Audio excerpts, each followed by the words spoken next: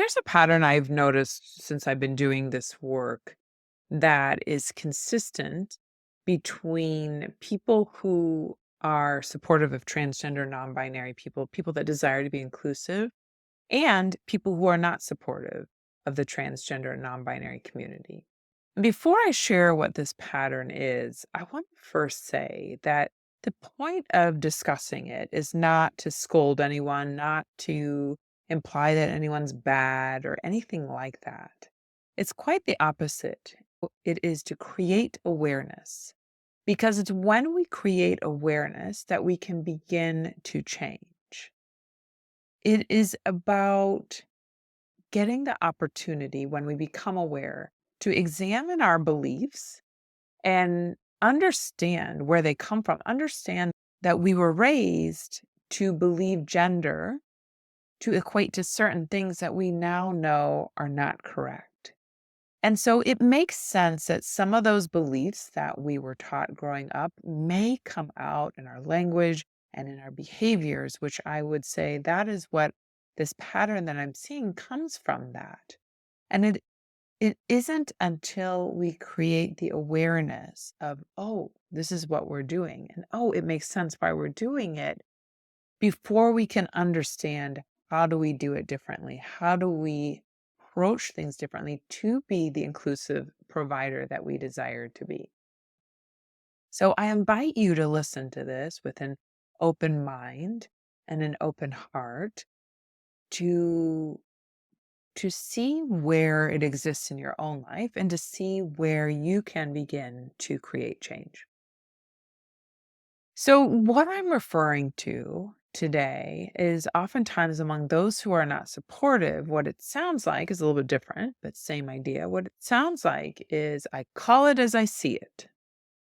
In the case for people that are not educated on gender diversity or not open to understanding it, in those cases, what they're saying is that they can look at somebody and know what they were designated at birth, and they call it as they see it, which, interesting enough, I would guess that all of us have probably guessed incorrectly. I would guess that all of us at some point in our lives, whether out loud or in our brains, have misgendered somebody. Not just those who are transgender non binary, but also people who are not transgender non binary. I think many people have misgendered. There are so many stories out there of it. And it makes sense because there's a huge diversity of expression, there's a huge diversity of physical characteristics among any group of people. But what this sounds like in people who desire to be inclusive and people who are supportive sounds a little bit different, but has the same baseline belief, except instead of believing that gender is equivalent to biological sex, it's the belief that gender is equivalent to expression, and maybe sometimes in biological sex. It's still the idea that I know how somebody identifies based on what I see. And going back to the definitions, you can't see gender identity. What you can see are biological characteristics. What you can see is gender expression, but you cannot see gender identity. And yet, many of us believe that we can based on what we see. And it makes sense when kids are being taught, like toddlers, preschoolers, when they are being taught, they're often taught this is a boy because and physical characteristics are listed, and this is a girl because and physical characteristics are listed. It makes sense that that's the way our brain has taken and the neural pathways have been created because they've been taught since we were little. In fact, one of my kids needed some language therapy when they were really little. And I had to talk to the speech and language therapist and say, when you are discussing people, I do not want you to point out gender expression and say, this is how you know it's somebody's gender identity or pronoun. So I asked them just to skip that whole part. And because that was a part of their program, a part of their teaching. And I taught my kids that you don't know by looking at somebody, you have to ask them. But the point is, it demonstrated as part of the program, as part of the teaching from a very young age. So it makes sense that our brains are programmed this way. So I want to share with you some ways that I've seen this come out among supportive people so you can see if you relate to any of these patterns. So the first one's probably the most extreme, probably the one the least number of you are going to relate to, but it's important to listen to because there might be a little bit of it somewhere in there that may exist for some people. So I was in a meeting with a group of facilitators. We all facilitate a sexual health curriculum through the ages, each of us in charge of different ages. And the person that was in charge of the middle school group was talking about how gender diversity, not that they wouldn't teach it, but it was less important. It did not exist in the middle school group. This is what they were saying. It did not exist. And I was a little bit surprised by this comment. And I said, well, how would you know? How do you know whether the students you're talking to are transgender or not? And his response was, I know. I can totally tell. I've been doing this long enough. I know who is. Plus, the teens that are transgender and non binary, they don't transition to high school and then they're out and proud and they're all loud. So, I totally know. I left it at that. But I'm going to share with you what I did not share with him because I value privacy more than anything, is that because many people in my community share with me their gender identity, even if they don't share it with other people, I know that he had recently facilitated a group that had a student within that group who was transgender. And he had no idea because the student was not disclosed, meaning the student didn't share that they were transgender with the group or anyone there. That yet this facilitator had a belief that they would know. They would know if a student in their group was transgender because they believed they would be able to see it. And what that meant to him, obviously, went with behaviors and who knows what else. But the point is, there's that underlying belief that I can see it. And it wasn't true. So, another way that I have often seen it by well intentioned providers is I often hear stories from families. And there's one story in particular I'll share that this family has a young child whose gender expression is, for the most part, society would categorize as masculine. And there are a couple of things about them that society would definitely categorize as feminine. So they have a little bit of both, predominantly masculine, but they have a little bit of both.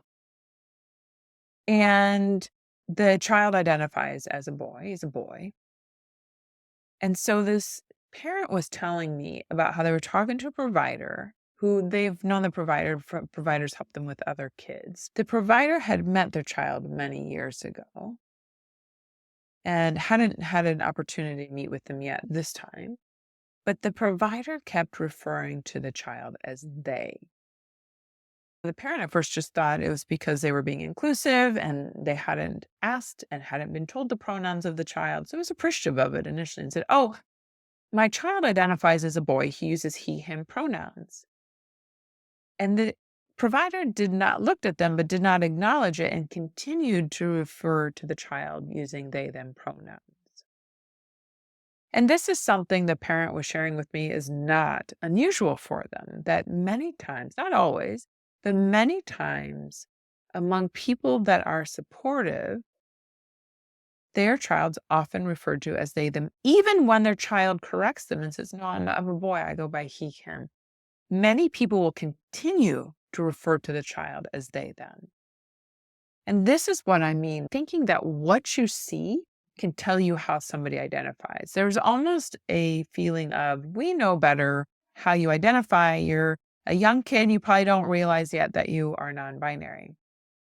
And even if they are right that somewhere in the future the child identifies as non binary, in this moment, this child's fully aware of what non binary is. In this moment, the child is saying, I am a boy, refer to me as he, him. And so this is a way I often see people taking the idea of I want to be inclusive and using pronouns for people based on how they look rather than how they identify. That not listening when people say, "This is who I am," not listening when somebody writes that day on a form, "Here are my pronouns," and nobody looks at that form in the healthcare office. We have to untrain our brains to think that we can look at somebody and know how they identify, that we can look at somebody and know what their pronouns are. It makes sense that we might do that. Oftentimes, Evan, I've talked about this before, oftentimes using pronouns for people is a very subconscious thing. Our brain looks at at a person and takes all the visual cues, and it's not conscious. It quickly takes it because we've created the schematic through what I was talking about, the way we were raised, the way we talked about gender. See, this person is this because of these physical characteristics. Our brain looks and then it translates and it quickly spits out a pronoun. Most of us don't look at somebody and say, "Oh, let me see here. What do I notice? What's their hair? What's their bone structure? What are their clothes? What are their," like, we don't go through that consciously and say, "Okay, so I think I'm going to guess this pronoun." We don't do that. It's usually pretty subconscious. And even if it becomes conscious, if we want to be an inclusive provider, then we need to demonstrate we have an understanding of gender identity, which is that it's different than gender expression, which means no matter what you consciously notice, you still don't know how somebody identifies without asking them, without listening for how they refer to themselves, without something that has them tell you who they are. I love that you want to honor somebody's pronouns, but don't do it based on what you see. Do it based on what they tell you. Now, that kind of goes along, like choosing people's pronouns, no matter what they say, kind of goes along with the next thing, which is looking at what people look like and guessing who they are. And so it may not be the use of pronouns, but it may be the use of gendered language. I will tell you this was demonstrated in the film Will and Harper, which is a documentary out on Netflix with Will Ferrell and Harper Steele, two best friends traveling cross country from New York to Los Angeles. And they take this trip on because Harper has always loved to travel cross country, and there are different activities that she likes to do along the way. And since she's transitioned to be her true, beautiful self, she hasn't felt comfortable doing this. So her good friend Will says, "Let's do it together." And that is the documentary filming their trip across country. And one thing, there's so many beautiful things I could talk about with this film, but the one thing that comes up is Harper gets misgendered. And I thought about this because observing it, and I wasn't there, but observing it, I don't think people are intentionally be trying to be disrespectful.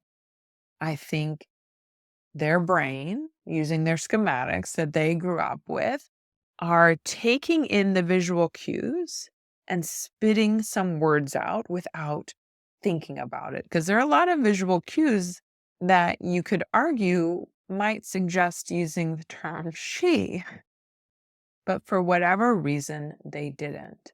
And this isn't unusual to Harper. In fact, it hit pretty close to home because this film came out as I was traveling across country with my son to move him in to California himself. And my son is a musician. He is a guitarist and he loves metal rock, or I'm sure I'm probably using the wrong terminology, but you get the idea. And he has long hair. He loves his hair long. And I would offer that I think for the most part, that is probably the only physical feature, the only part of his gender expression that would be deemed, quote, feminine in our society. And yet we got referred to as ladies multiple times, whether we were in Colorado or whether we were in California. We got referred to as ladies. And I'm guessing it was because of his long hair, because there's really no other physical feature.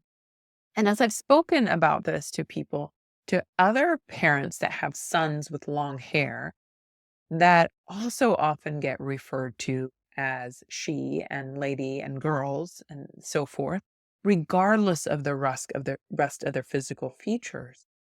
It just goes back to that awareness. Because again, I don't think anyone was trying to insult my son, but it goes back to like it makes sense because of the way we were raised, the way we learned that we just kind of look at things and subconsciously spit something out, categorize people, that we need to stop, and how this affects everybody when we allow this kind of subconscious training, when we allow this belief to be there. But if we start to retrain our brains to say, what we see does not tell us who someone is, that we know that gender identity is an inner sense of self, that we cannot see it, that yes, most of the times we'll probably guess right, and some of the times we won't. And here's the thing, even if it's not most of the time, especially as a provider, where trust in a relationship with a patient is very important, or whether it's trust with somebody you're just meeting that you're hoping to develop a relationship with is important. It's important to demonstrate that you know the difference between identity and expression, and that you honor who people are, that you let them tell you who they are, because it doesn't feel good when we get it. Doesn't strengthen the relationship. Even if the other person is understanding, it does not feel amazing to do it, having done it myself. The other part about it is if the desire is to be a gender inclusive provider, it's not good enough to get it right most of the time. If you want to be a gender inclusive provider, you have to demonstrate that you understand gender. And part of understanding gender is knowing that what you see does not tell you who somebody is. And you demonstrate that by using gender. If you're going to use pronouns or gendered terms, that you use the terms people use for themselves. So this is what I'm talking about. This is what I'm talking about, that we can be well intentioned, but until we challenge that belief that makes sense why it's there, that we were raised with, that we can tell who somebody is by what we see, until we begin to challenge it, until we begin to unprogram it, until we begin to tell our brains to bring it into the consciousness. Yes, brain, you are noticing these things, and it doesn't tell you who someone is. Only they can tell you who it is. Of course, brain, you are trained to categorize things, and you're trying to, and you're wanting to categorize things. But identity can only be told to us. The only thing you can categorize is somebody's expression, but it doesn't tell you who they are. When we begin to do that work, then we can create, and we begin to have that awareness, then we can make the change, and we can be more inclusive. We can be more welcoming to everybody. We can be inclusive to our non-binary patient. We can be inclusive to the man in our practice with long hair, to the woman with short hair and a tie. We can be welcoming to everybody and seeing them as they are by not making assumptions on who they are, but allowing them to tell us who they are. And by doing that, demonstrating that we understand the difference between identity and expression. And we do that with our words, because words matter.